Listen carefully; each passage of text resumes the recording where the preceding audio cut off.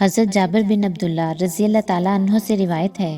انہوں نے فرمایا، اللہ کے رسول صلی اللہ علیہ وآلہ وسلم جب خطبہ ارشاد فرماتے تو آپ کی آنکھیں سرخ ہو جاتی، آواز بلند ہو جاتی اور غصہ تیز ہو جاتا۔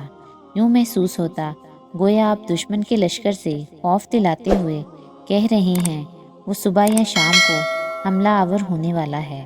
اور آپ اپنی شہادت کی انگلی اور درمیانی انگلی کو ملا کر فرماتے، مجھے اور قیامت کو اس طرح بھیجا گیا ہے جس طرح دو انگلیاں ایک دوسرے سے بہت قریب ہیں۔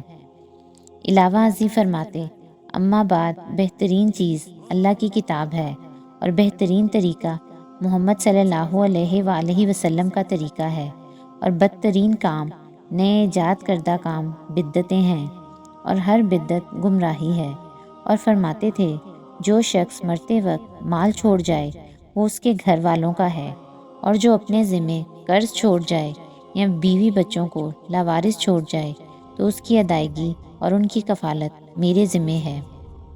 حضرت ابو درداء رضی اللہ تعالیٰ عنہ سے روایت ہے، انہوں نے فرمایا، رسول اللہ صلی اللہ علیہ وآلہ وسلم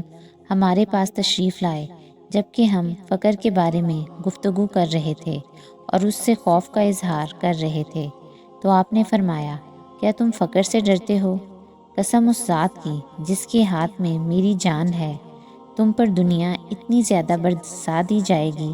حتیٰ کہ کسی کے دل کو اس کے سوا کوئی چیز مائل نہیں کرے گی،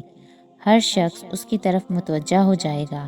اللہ کی قسم، میں تمہیں روشن چاند کی راتوں جیسی شریعت چھوڑ رہا ہوں جس کے رات اور دن برابر ہیں۔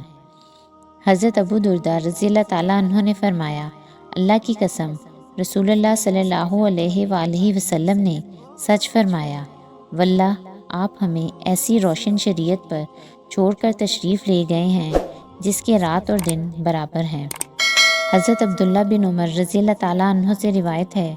رسول اللہ صلی اللہ علیہ وآلہ وسلم نے فرمایا،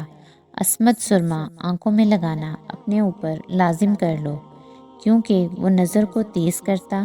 اور پلکوں کے بال اگاتا ہے۔